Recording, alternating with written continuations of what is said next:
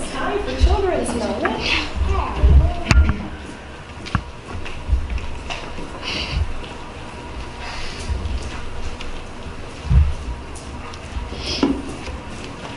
How is everybody this morning? Good. Good. How's school going? Good. Good. That's excellent news. My students come back at the University of Chicago this week. So the college people and the graduate school people are just now coming back to school. So we'll pray for them to have a good year too. Today we're going to talk about responsibility. What is responsibility? Marla? It's where, let's say you have to do something, and let's say if you did it, that'll be responsible. Right, you're asked to do something and you do it, and when that happens, you're being responsible. Even though you really want to put in the right kind. Exactly. Even if you'd rather do something else, because you have this responsibility, and other people are counting on you to do that, right? They're expecting you to do it. Zach? I kind of have an example of responsibility. I'm a patrol guard at my school for the at the Florence crossing, and like my responsibility is to get there every morning at like 8:10 latest,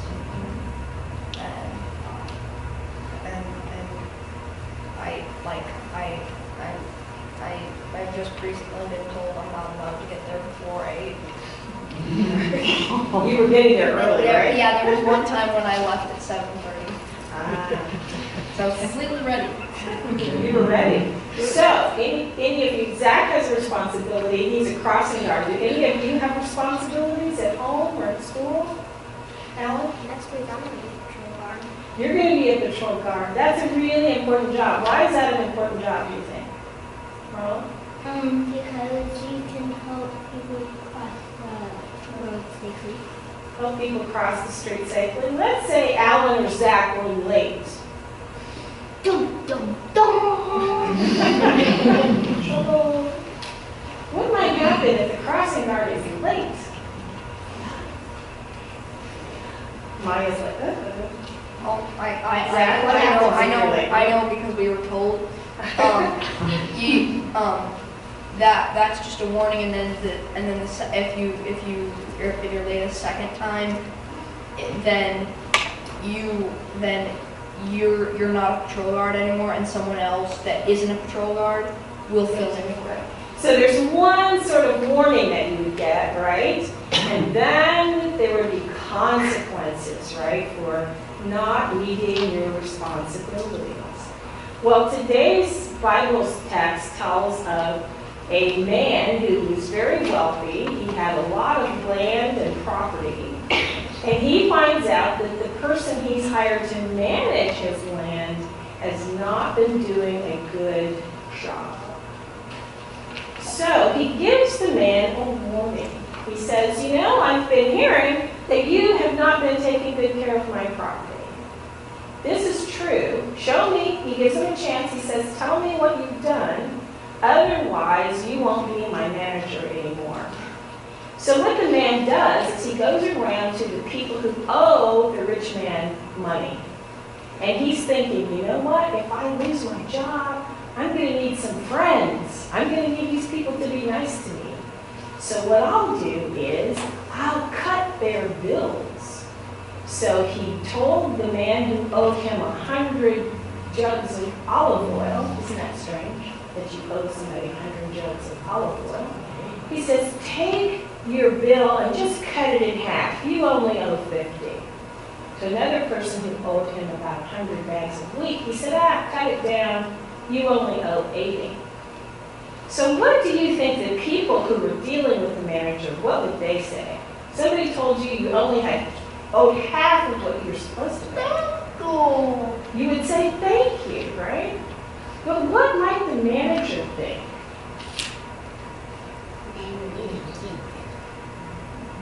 Right? Because it seems like he was being nice, doesn't it?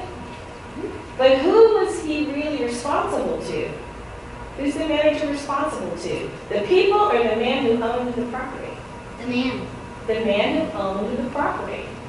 So sometimes people can do things where it seems like they're really being nice, but their ultimate goal is really for who? Themselves, right? Do you think God recognizes our motives when we do things like that? Yeah.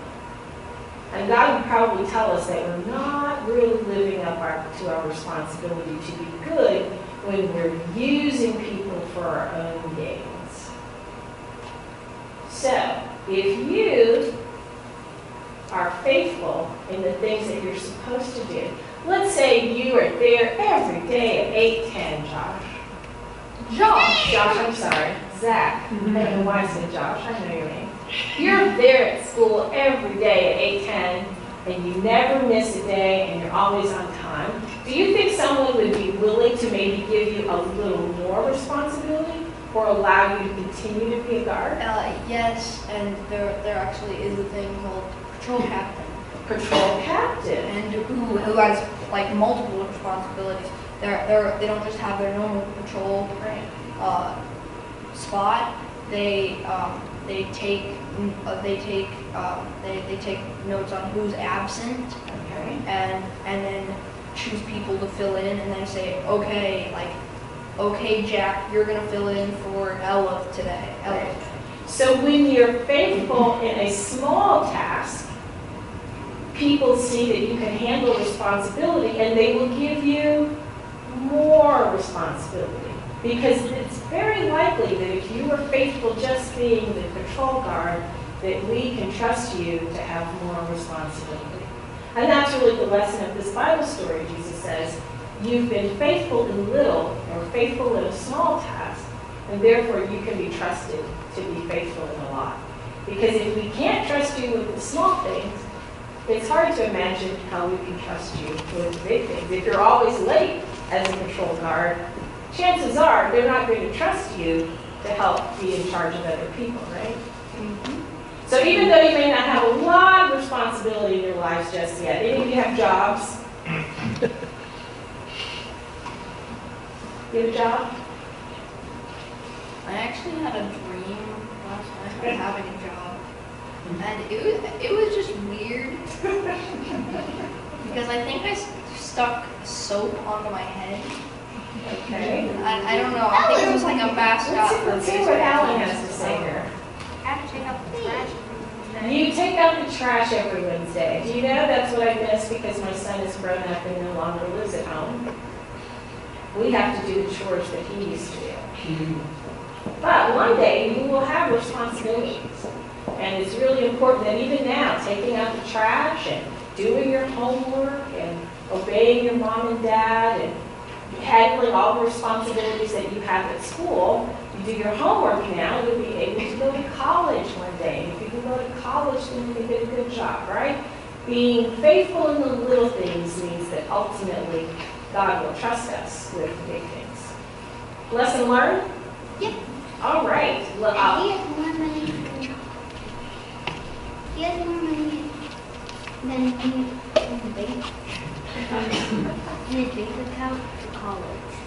well, congratulations, Zach. It's time for Sunday school. Thank you guys for listening.